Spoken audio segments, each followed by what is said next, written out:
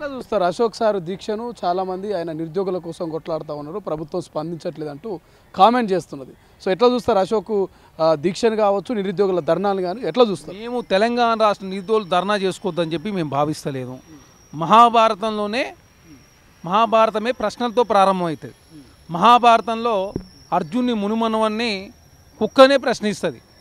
ఎందుకంటే తప్పు చేసినప్పుడు శిక్షించాలి, కానీ తప్పు చేయకుండా ఏ విధంగా కుక్కను శిక్షిస్తారని చెప్పేసి ఏదైతే మహాభారతంలోనే ప్రశ్నించిన పరిస్థితి మనం చూసినాం. తెలంగాణ రాష్ట్రంలో నిరుద్యోగులు కావచ్చు, లేదు అశోక్ సార్ లాంటి వాళ్ళు మీరు నిరసన వ్యక్తం చేసుకునే అవకాశం కాంగ్రెస్ ప్రభుత్వమే కలిపి ఇందిరా పార్క్ ధర్నా చేసుకునే అవకాశం ఇచ్చినాం.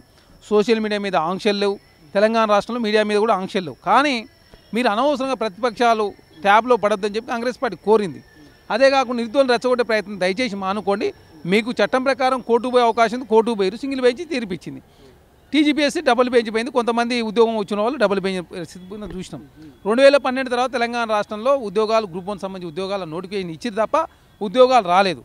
అదే కాకుండా పేపర్ లీక్ అయిన పరిస్థితి మనం చూసినాం. కాబట్టి కాంగ్రెస్ ప్రభుత్వం అట్లా చేస్తలేదు. నిరుద్యోగుల పక్షాన కాంగ్రెస్ పార్టీ ఉన్నది, కాంగ్రెస్ ప్రభుత్వం ఉన్నది. దయచేసి నిరుద్యోగ లోకాన్ని తప్పుదారి పట్టించొద్దు అని చెప్పి కాంగ్రెస్ పార్టీ కోరితే వాళ్ళు వినలేదు. కానీ ఈరోజు హైకోర్టు ఇచ్చినటువంటి డబుల్ బెంచ్ తీర్పును కాంగ్రెస్ పార్టీ మేము స్వాగతిస్తాము. తెలంగాణ రాష్ట్రంలో ఎవరైనా నిరసన వ్యక్తం చేసుకోవచ్చు, కానీ అది ప్రజాస్వామ్యబద్ధంగా చట్టబద్ధంగా ఉండాలి తప్ప చట్టవిరుద్ధంగా కావచ్చు శుద్ధి మించిన మాత్రం కాంగ్రెస్ పార్టీ చర్యలు తీసుకుంటా ఉంది.